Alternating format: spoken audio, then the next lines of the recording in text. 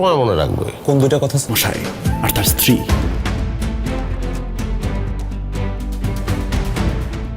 নীল হলুদ আভায় ছুটে চলা একটি ট্রেন, চারপাশে নস্টালজিক স্টেশন, আর পোস্টারের দুই পাশে বাংলাদেশের সেরা অভিনয় শিল্পীদের মুখ।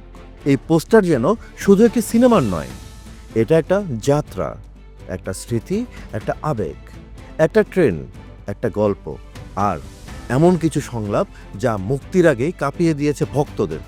আপনি কি প্রস্তুত সেই সিনেমার জন্য, যেটাকে বলা হচ্ছে 100% খাঁটি বাংলাদেশি ছায়াছবি?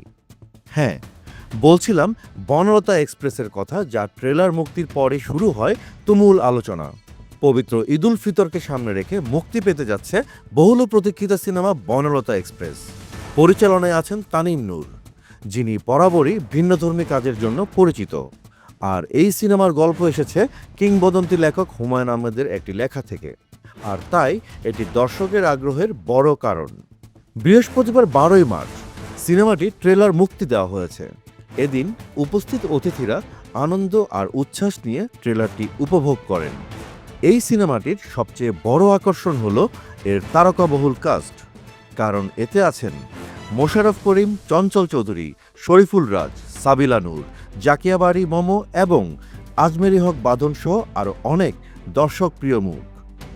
দর্শকদের আগ্রহ বেশি এই সিনেমা নিয়ে, কারণ মোশাররফ করিম আর চঞ্চল চৌধুরীকে 12 বছর পর একসঙ্গে দেখা যাবে বড় পর্দায়।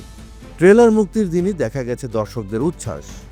সোশ্যাল মিডিয়ায় ভাইরাল হচ্ছে সংলাপ, দৃশ্য আর চরিত্রের নানা ধরনের লুক।